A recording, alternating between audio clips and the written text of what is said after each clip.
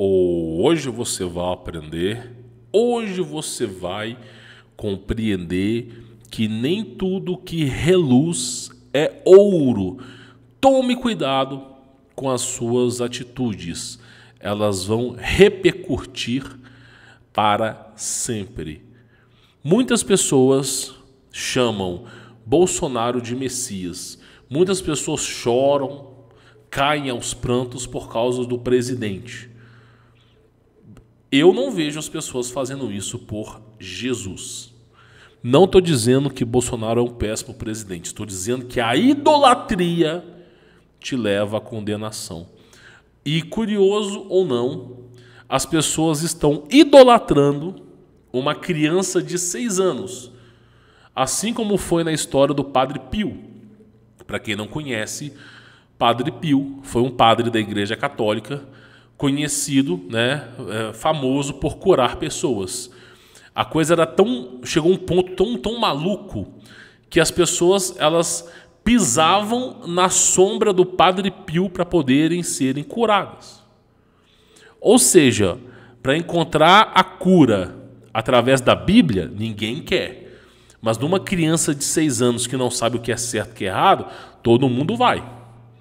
Então tome cuidado com o que você acredita. Eu não estou dizendo que a criança não tem o potencial de cura. Ela sim pode ter. Mas as pessoas que estão buscando a cura nessa criança, todas elas estão profundamente condenadas. Porque simplesmente estão esquecendo do pequeno fator. A fé é que cura. Não é a criança que cura. Não é o adorador do sol. Mas sim quem criou o sol. As pessoas veneram o sol porque o sol ele traz o calor e ajuda na colheita. E aí as pessoas passam a adorar o sol. E Cristo mesmo dizia, não seja um adorador do sol, adore quem criou o sol. E aí todo mundo vai fazendo caravana com ônibus para ser curado por um menino de 6 anos. Sem saber a origem dessa cura. Logo o menino que disse que os anjos influenciam ele a curar. Os anjos de cura. Meu irmão, entenda uma coisa. Quais anjos estão na terra? Porque Deus, o eu sou, na Bíblia, aquele que criou tudo, ele não permite a manifestação dos anjos sem o seu consentimento.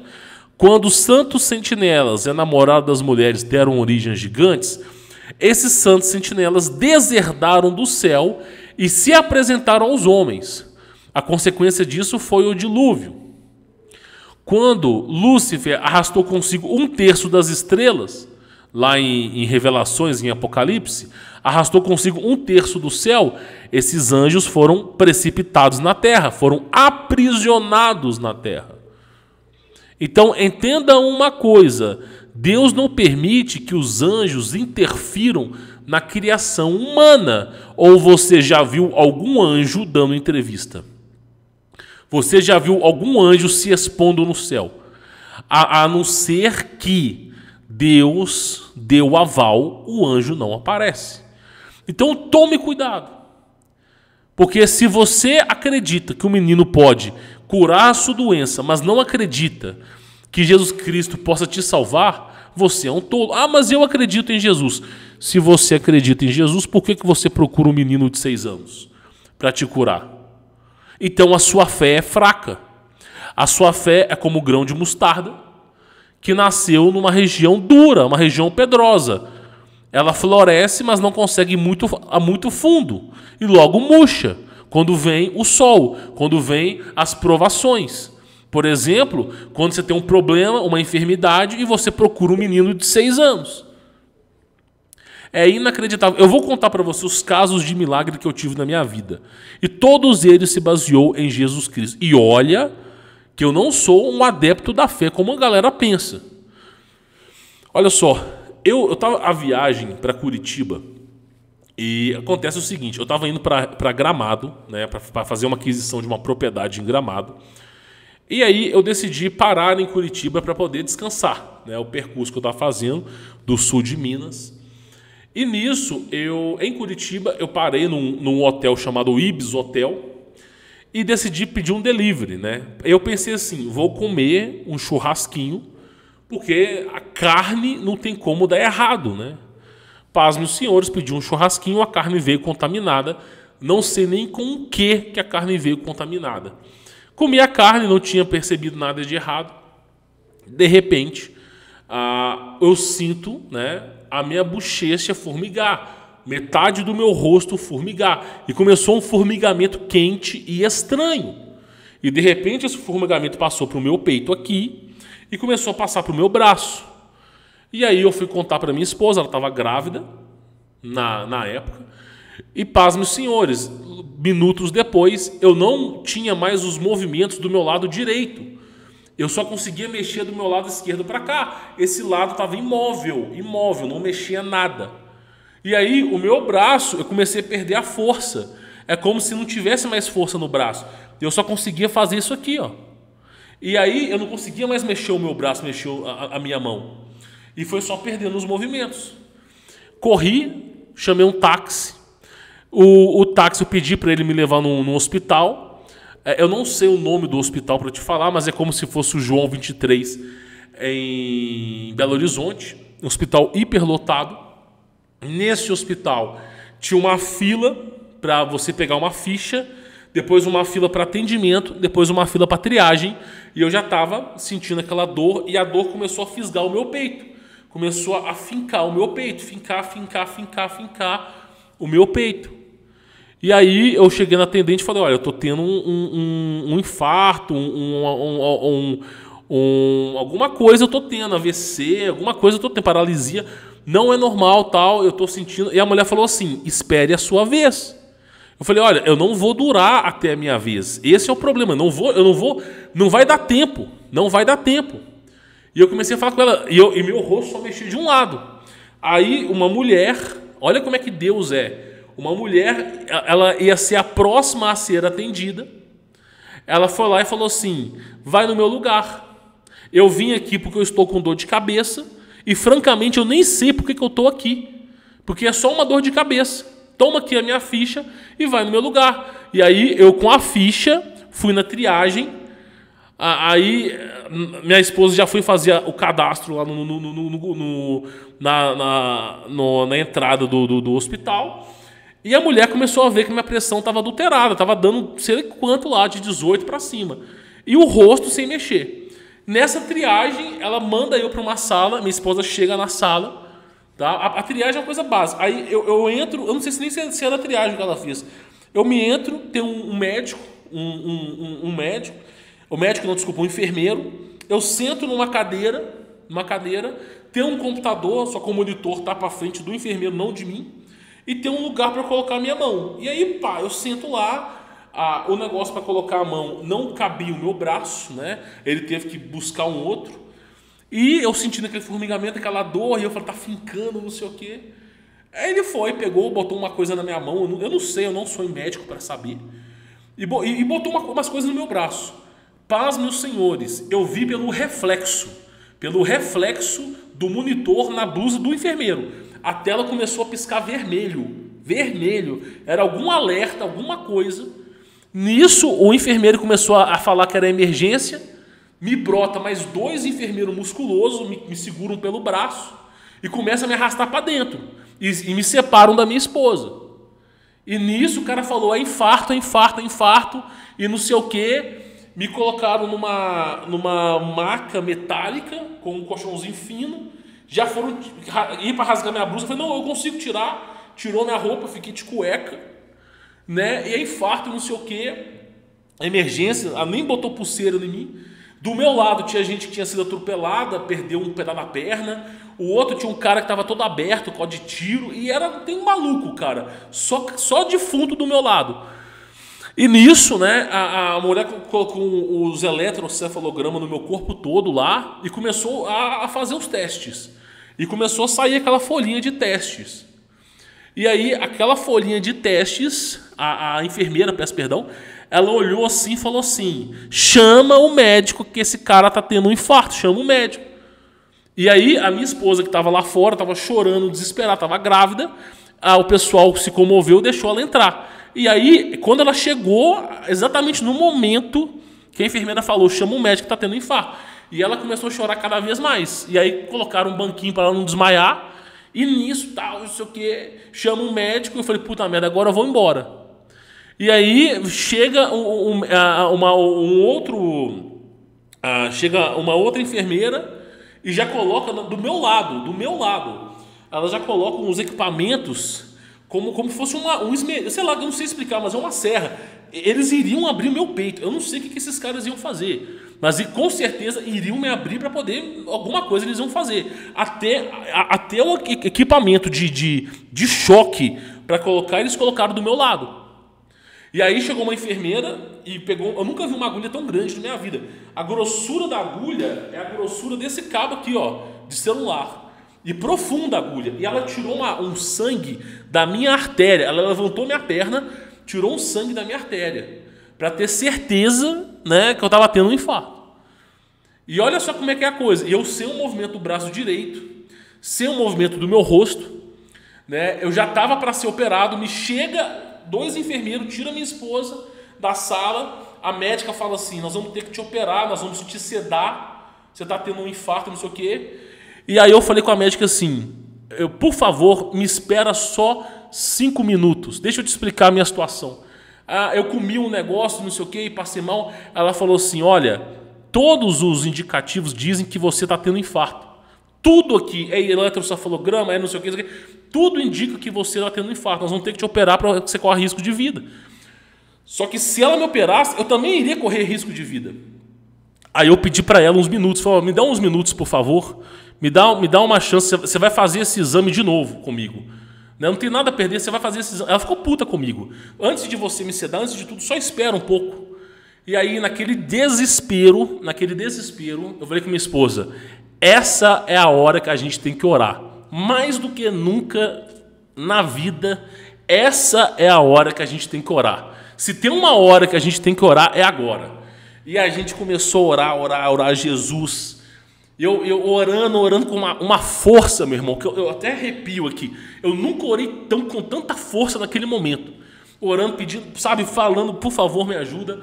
E orando a Jesus e falando, olha, Jesus, está nas suas mãos, não sei o quê. Me cura, opera esse milagre na minha vida, eu creio em você. E orando com muita força mesmo. E paz, meus senhores, depois que eu comecei a orar, o movimento do meu rosto começou a voltar. Voltou o formigamento no meu rosto, e meu rosto começou a mexer. E aí eu comecei a ter expressão facial. O meu braço que estava desligado, eu não conseguia sentir nada mais, eu comecei a mexer os dedos. E orando a Jesus, e minha esposa, ela orava chorando no desespero, orava, e eu orava junto. Poder da oração, tá? E aí chegou a enfermeira, né? A gente estava acabando de orar. Eu falei com ela, olha, o meu rosto já mexe novamente. O meu rosto, a minha expressão mexe novamente. O meu braço mexe novamente. Eu não consigo mexer tudo, mas tá voltando. Aí ela falou assim, eu vou te dar 30 minutos para ver se esse negócio volta. E eu continuei orando, e orava.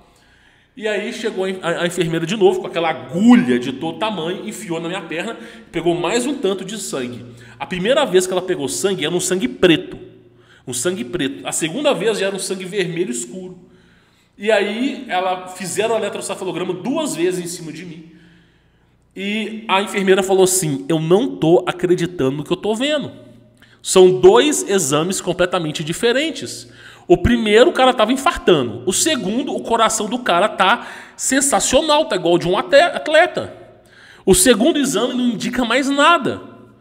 E a enfermeira não sabia o que estava acontecendo. E aí a médica também não sabia o que estava acontecendo. Dedução da médica, ela falou que era algo psíquico. A mente humana provoca... Ela não quis assumir, mas ela falou assim, a mente humana é capaz de tudo, né? E nisso nós saímos eu saí caminhando, né? Eu não estava aguentando nada, eu saí caminhando do negócio. Quando eu cheguei no hotel, eu comecei a chorar e eu não parava de chorar. E agradecia a Jesus. E naquele desespero todo, e agradecendo, chorando, agradecendo. Eu acho que o Os caras lá do hotel tinham até escutado a gente. Aí, beleza, pegamos o carro e fomos embora, né? Fomos embora. E nisso, só que nesse dia, pessoal, eu tava voltando do Rio Grande do Sul para Minas Gerais. Então, o percurso era de Curitiba para Minas Gerais. E eu me lembro bem, eu não sei se era Curitiba ou eu tava indo, eu não lembro bem a direção. Mas eu sei que o próximo destino foi Balneário Camboriú, que é onde o Fernando Bartolomeu ele vive. Fernando Bartolomeu, ele tem um dos melhores canais aqui no YouTube, tá? É uma pessoa, assim, pessoalmente, eu nunca conheci uma pessoa tão incrível como aquele cara. E aí, basicamente, eu tava indo para a mesma cidade do Fernando, né? E Fernando, ele tava numa audiência de advocacia, eu não consegui me reunir com ele. Aí eu parei no McDonald's, daquele dia em diante, eu decidi que eu nunca mais comeria nada na rua. Se eu tivesse que viajar de carro, eu só iria comer industrializado. Porque eu não confio na qualidade dos alimentos das pessoas. E aí, eu fui lá, pegamos um McDonald's e fomos embora, né? Ele estava agarrado no serviço e tal. E quando eu saí das Balneário Camboriú, fui pegar a BR, né? Sem brincadeira, aconteceu o segundo milagre. Isso, assim, 24 horas depois, tá? O segundo milagre, eu pisei o pé no freio, sem a minha vontade. Eu tava dirigindo, a gente tinha um Celta. Eu tava dirigindo e de repente eu pisei o pé no freio, cara. Eu pisei o pé no freio de uma vez. E aí, quando eu pisei o pé no freio, foi contra a minha vontade. Eu garanto pra vocês que não foi instintivo. Eu não pisei porque eu quis. Alguma coisa empurrou meu pé no freio. Quando eu fiz isso, veio um caminhão na BR, ele veio de lado assim, ó. De lado assim, ó. E ele bateu no carro da frente. Era para ser comigo. O caminhão ia bater no meu carro.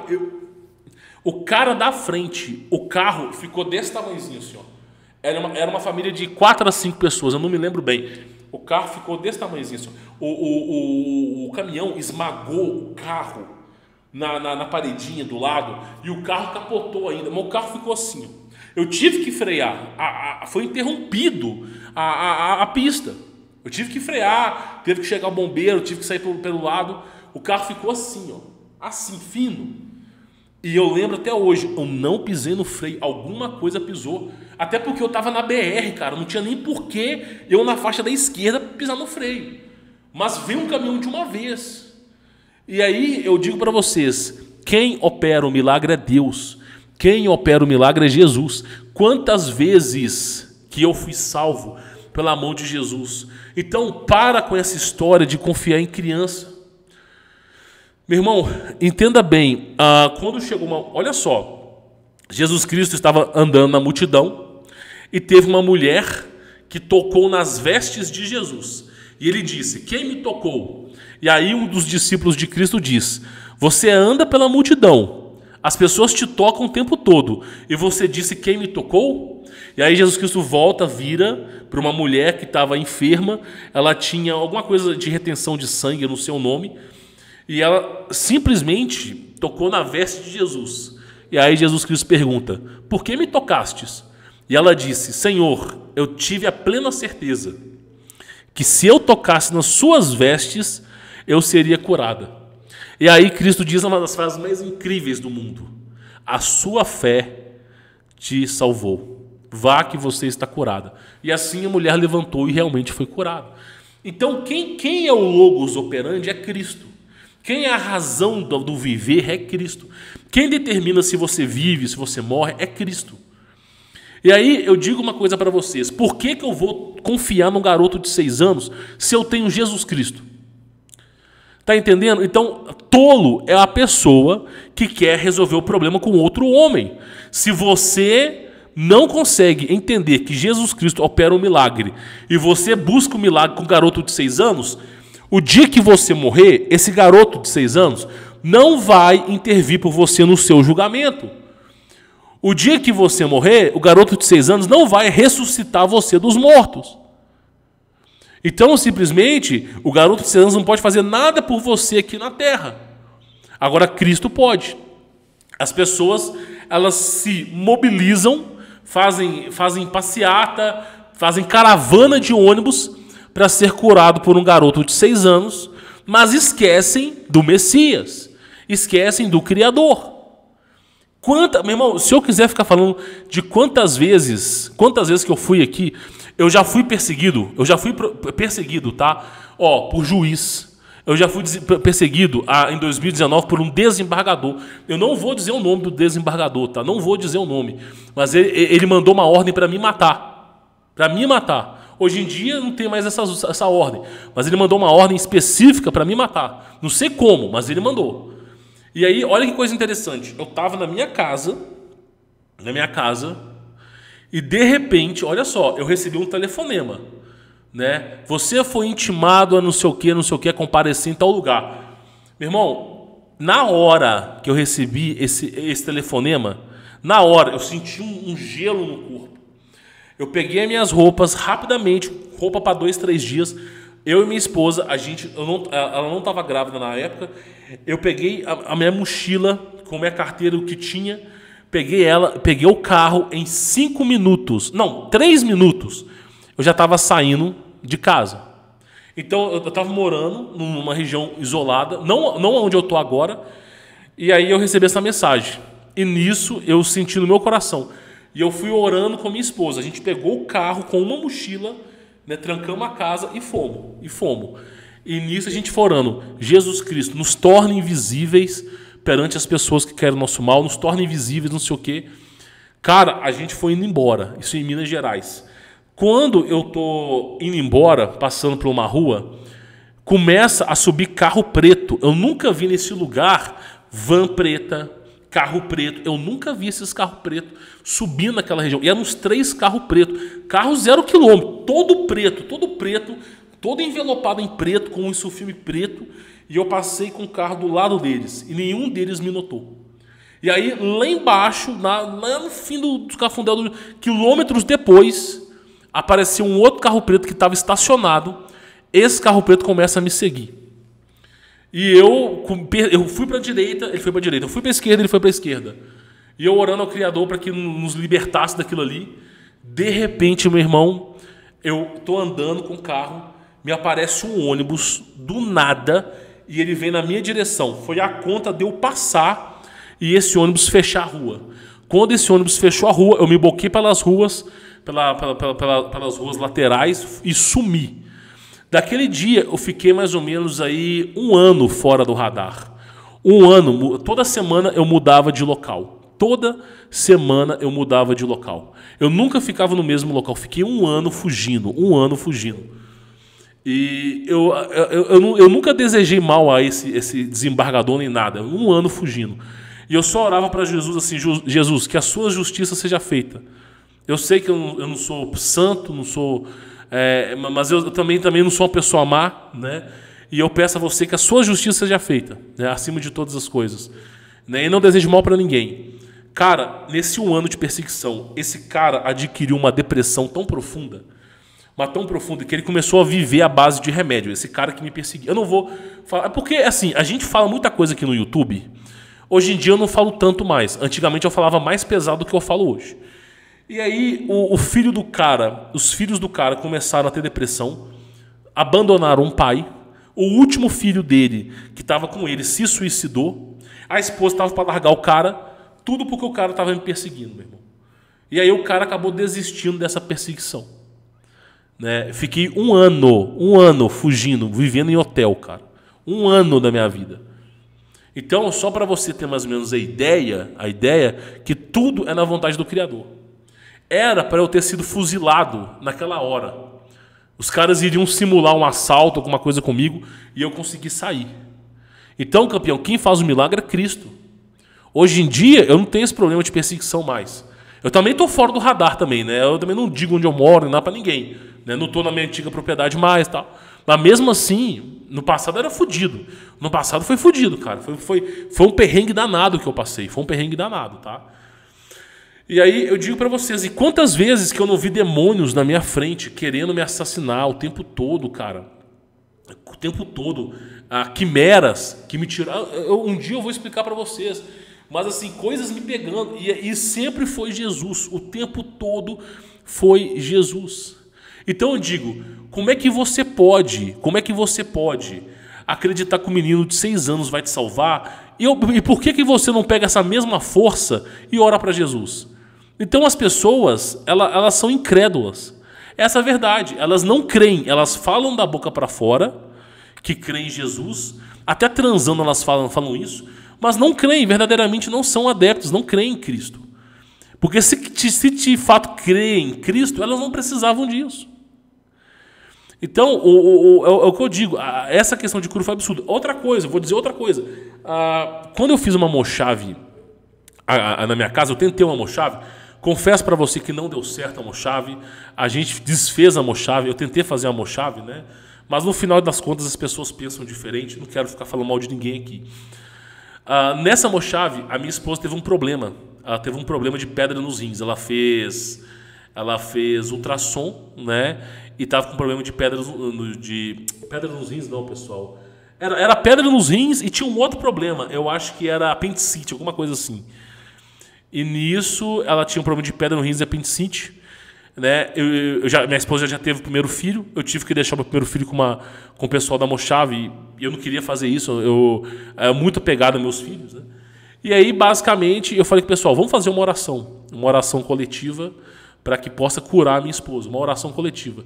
A gente fez uma oração coletiva, né? Aí, no meu caso, tá? A gente fez a oração coletiva, eu fiz a imposição de mãos, meu caso, tá? Eu não estava impuro naquele dia, a minha vida não era impura, né? Porque você não pode, qualquer pessoa pode fazer imposição de mãos, tem um certo adequado. E naquele momento, a gente foi para o hospital e a pedra da vesícula da minha esposa, ela desceu e a apendicite, o problema foi embora. Quando ela chegou no hospital, o médico foi lá, falou que estava com apendicite, que tinha que operar. Passou 30 minutos, eu estava orando junto com ela e foi embora. Nunca mais teve problema. Até hoje não teve problema. Então quem manda é Jesus. Cara, quantas vezes, se eu ficar contando para vocês os casos de milagres que ocorreram na minha vida, é inacreditável. É inacreditável. O Fernando Bartolomeu, ele tem um... Depois você entra no canal dele, é canal Catuve, tá? Ele tem um caso que ele estava perdido, e ele precisava de informação para chegar num lugar. E ninguém ajudava ele. E aí ele chegou e pediu informação. Onde é que fica tal lugar? Eu lembro que ele me contou isso pessoalmente. E aí, basicamente, falou assim, o tal lugar que você quer, você vai andar 3 quarteirão para frente, vai virar de direita, esquerda, e vai chegar no lugar que você quer. E aí ele falou, bom, muito obrigado. Ele estava com medo, porque acho que já era de noite, alguma coisa perigosa lá na região que ele estava. Aí ele falou assim, muito obrigado. Aí o cara que ele pediu informação, falou assim, vá em paz, Fernando. E paz os senhores. O Fernando não falou o nome dele pro cara, ele só pediu informação. E o cara falou, vá em paz, Fernando. E aí se deduz que foi um anjo que se manifestou pela vontade de Deus e falou pro Fernando. E o Fernando, olha que coisa curiosa, ele orou, ele estava perdido, ele orou a Deus para que Deus pudesse dar o livramento para ele, para que ele pudesse sair daquela situação. E logo depois que o Fernando orou, apareceu esse cara, que ele não sabe nem quem que é, e esse cara explicou para ele para onde que ele tinha que ir. Ele não falou o nome dele e o cara falou, vai em paz, Fernando. E ele ficou assim, né? E depois ele foi e chegou no local. Quantas vezes que Deus não guia a nossa vida?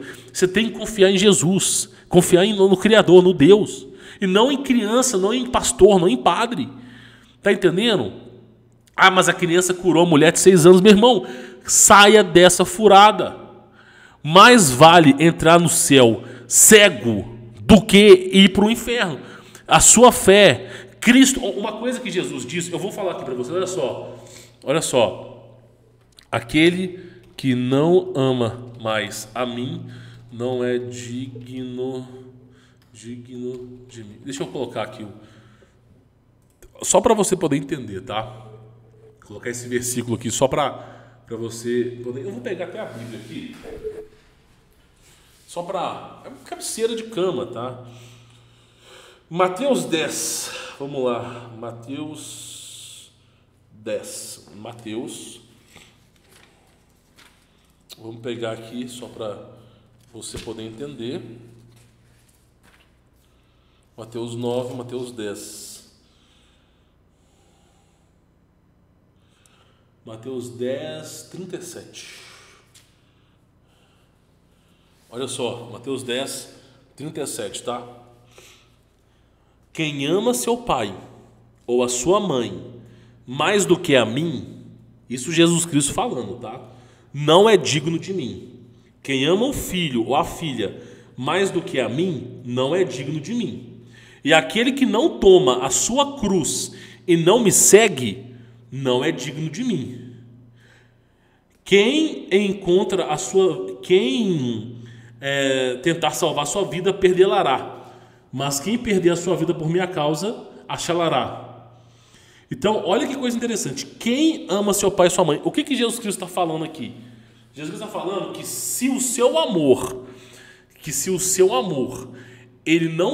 o amor em Cristo não for maior do que outras pessoas, se a sua fé, a sua devoção e o seu amor não for maior em Cristo, você não é digno dele. Ah, mas eu tenho que amar mais os meus filhos. Meu irmão, você não vai interferir no dia do julgamento do seu filho. O seu filho não vai interferir no seu julgamento. O seu filho não consegue te dar a vida eterna. O seu filho não vai te ressuscitar. E nem você vai ressuscitar o seu filho. Antes de amar o seu filho, se verdadeiramente amas o teu filho, então praticamente, se você ama verdadeiramente o seu filho, ama Cristo primeiro. Porque é Cristo que vai intervir para o seu filho. Por isso que ele diz: quem ama mais o seu pai e a sua mãe mais do que a mim não é digno de mim. Então, para você poder entender essa história, se você confia mais numa criança do que o Messias, você não é digno do Messias. Quantos desses caras que estão buscando cura e não vão ser salvos? Se você confia mais numa criança te salvando do que o Messias, mas a criança curou tal mulher, a criança curou tal pessoa. Meu irmão, então você não merece a salvação. Porque os anjos de cura, eles servem a Jesus. Jesus Cristo é o logos operandi, é a razão da existência. Então, se você não consegue entregar a Cristo a sua vida, você não é digno dele. Quantas vezes que era para estar... Meu irmão, eu acho, eu não lembro o número exato. Deus às vezes tampa a minha visão. Quantas vezes que tentaram me matar, quantas vezes que eu fui perseguido, quantas vezes que muitas coisas aconteceram na vida e eu saí ileso, cara. E eu saí ileso. Meu, é inacreditável. É inacreditável. Vocês não fazem ideia. Vocês não fazem ideia dos B.O. que eu já passei na minha vida e que Deus me livrou. Quantas vezes? Então, antes de você querer a cura com uma criança de 6 anos, a sua fé tem que ser forte. Então, as pessoas estão acreditando uma criança para resolver os seus problemas e não a Cristo. Então, é como um grão de mostarda que nasce numa rocha. Eles se dizem cristãos, mas a sua fé, mediante a provação, né, ela é fraca. Então eu digo, todos aqueles que estão procurando a cura nessa criança de 6 anos estão condenadas ao inferno.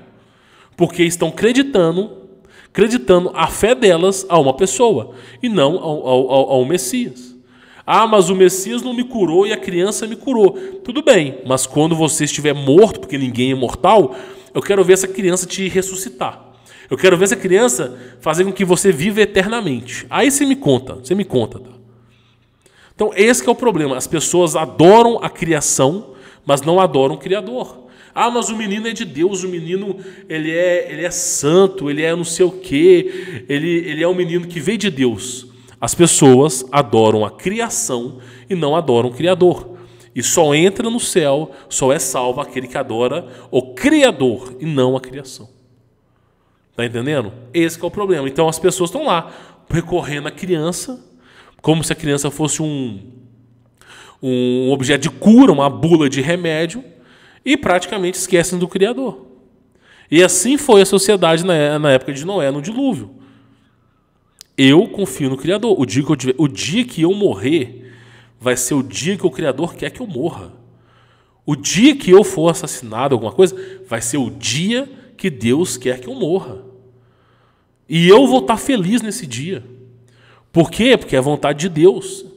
Eu não posso acrescentar um segundo sequer à minha vida. Eu não posso mudar o meu destino. Agora, quem pode mudar o destino das pessoas é Deus. Então, em primeiro lugar, agrade ao Criador e não ao homem. As pessoas, ao tanto de gente que está confiando numa criança.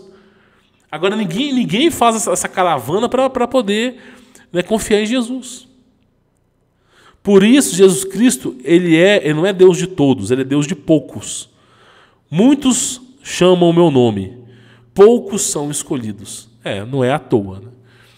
Espero que esse vídeo tenha agregado valor para vocês. O propósito do vídeo hoje é mostrar para vocês que as pessoas elas estão vivendo uma verdadeira idolatria, uma verdadeira hipocrisia, onde confiam plenamente, né, as suas vidas a uma criança, desconhecendo o sobrenatural, e ao invés de confiar plenamente em Cristo, em Deus.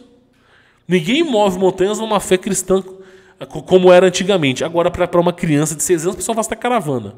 Infelizmente, são pessoas que não têm a fé verdadeira dentro de si. Eu espero encarecidamente que essas pessoas se arrependam, né? Porque é somente mediante o arrependimento, verdadeiro arrependimento, a pessoa pode ser salva. Bom, vou ficando por aqui, sou Humberto Voltz, fique na paz.